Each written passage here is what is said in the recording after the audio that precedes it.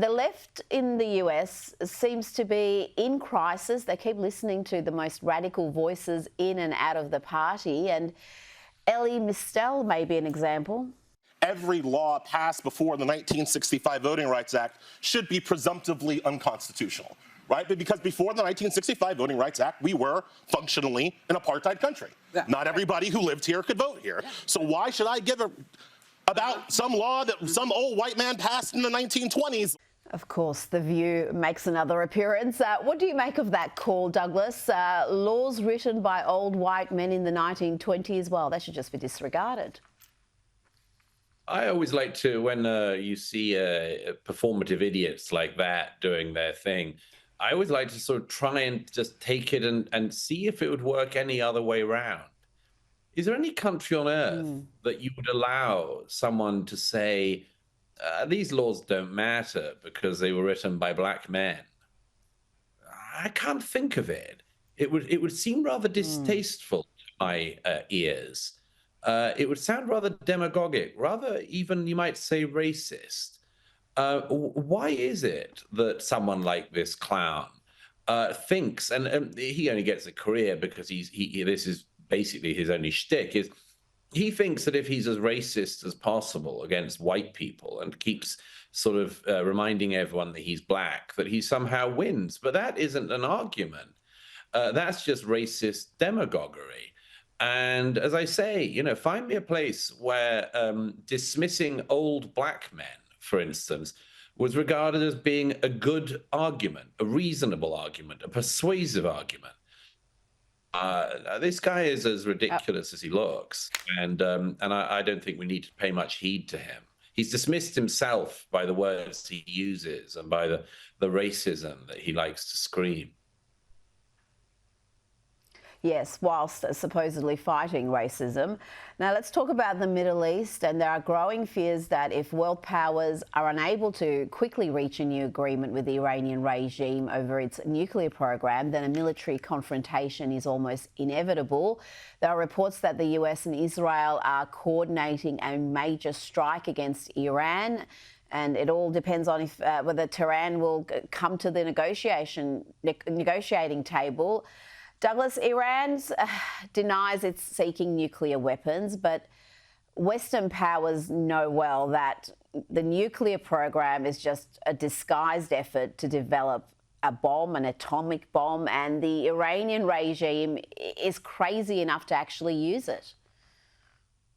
Yes, I mean, as the Iranian revolutionary government pretends that it's simply seeking weapons-grade uranium in order to build a civilian nuclear energy facility, is something that nobody but an apologist for the regime could possibly agree with.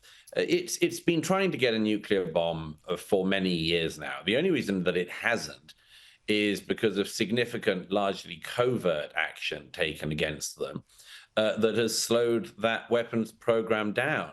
If the crazy Iranian mullahs in Tehran actually ever did get a weapon, the world would be, the Middle East and then the wider world would be in an incredibly perilous situation, the most dangerous situation we've been in since 1945, because nobody knows how you do nuclear détente, that is nuclear deterrence, against an end times Khomeinist ideologue regime like that, which has been oppressing Iran for the last 40-something years.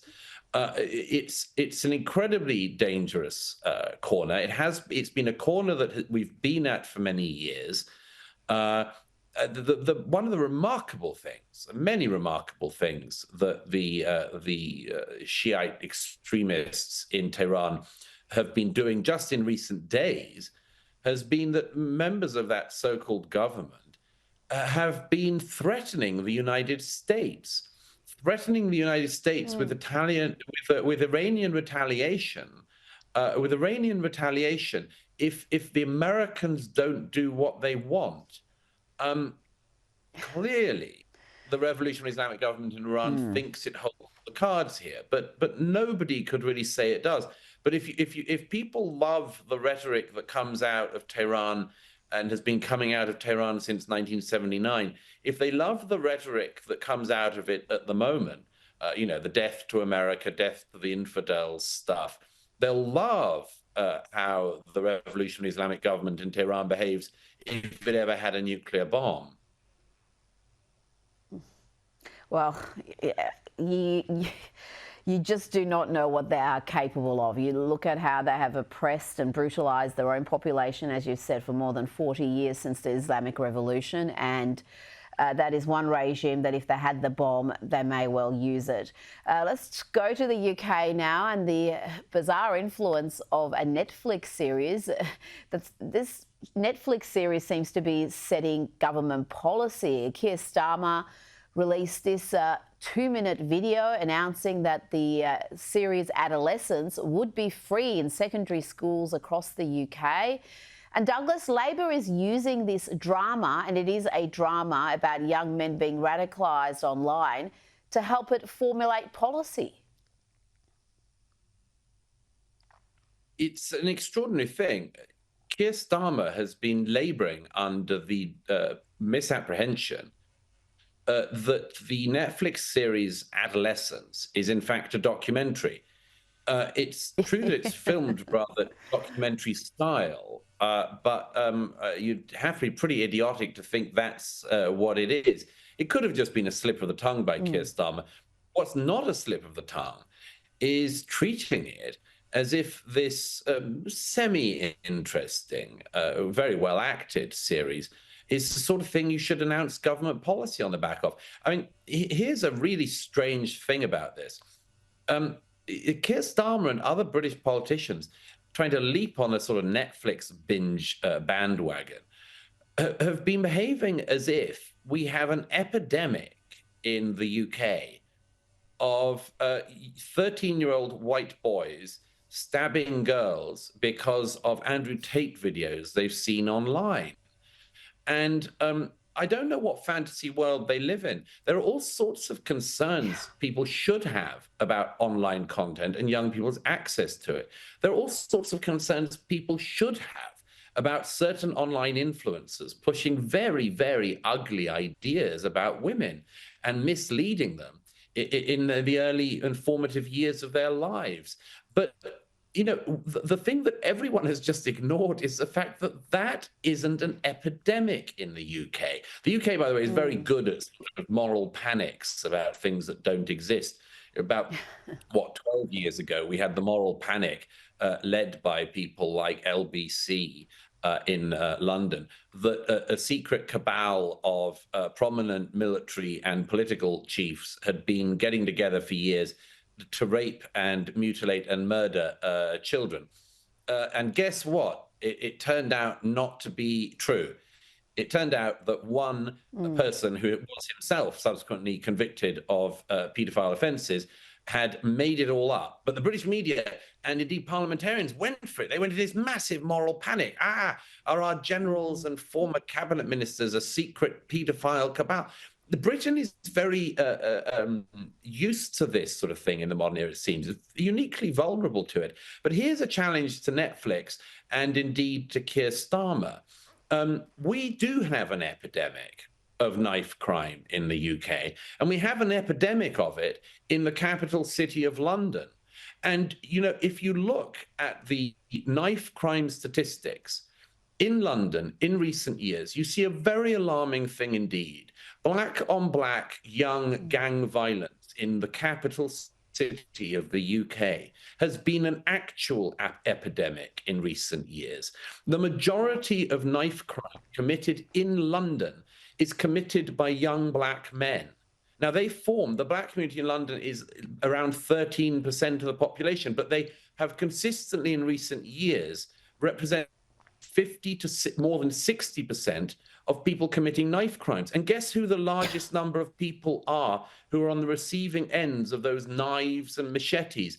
Other young black men. That's a real epidemic, and it's a real problem. It's something that's actually going on. But, I bet we could hold our breath for the moment that Netflix will decide to address that. And we'll have to hold our breath until the Prime Minister addresses it, because neither the Prime Minister nor the highly distracted Mayor of London, Sadiq Khan, have done anything to address this. They don't even care to talk about it. There will be no Netflix documentary that Starmer or Khan can say that people should watch in British schools about black-on-black gang violence, because it's a real thing. It'll never get made, and they'll continue to cover it up. Absolutely, or perhaps a Netflix series on young men being radicalised by Islamists. We've had several stabbings because of that, allegedly. We've got one before the courts right now, and also the entire grooming gang scandal. I mean, where's the Netflix series on that? These are real epidemics that have occurred in the UK, and they're ignored. And supposedly, 13-year-old white boys are a danger to the nation. Before you go, I've got to ask you about Prince Harry. His charity Centre Bali is in turmoil. The Duke of Sussex stepped away from the charity last week as the head of the foundation accused him of harassment and bullying at scale. And Douglas, you won't be shocked to learn that a lot of the turmoil is supposedly due to Meghan. Harry reportedly sent an angry message to the charity head because she had refused to defend Meghan Markle following these embarrassing scenes at a charity polo match in April 2024. This is not a good look for Prince Harry, is it? I mean, nothing says down to earth more than a row over a polo tournament. It's very ugly, I have to say, because somebody observed today in the Spectator magazine, most of these Harry Meghan scandals are sort of a scandal that occurs or something very unwise that occurs, and it just sort of diminishes over time. Unfortunately, the charity from Lesotho, who Prince Harry was involved with, very nobly to have done so, everything we've actually found out about the breakdown of relationships between him and his own charity, it just gets worse and worse.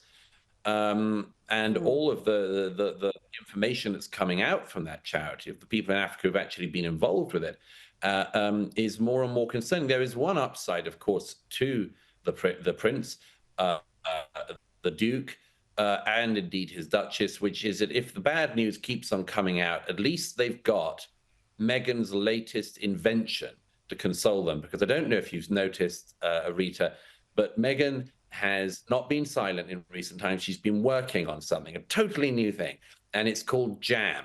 Really? And she is selling jam.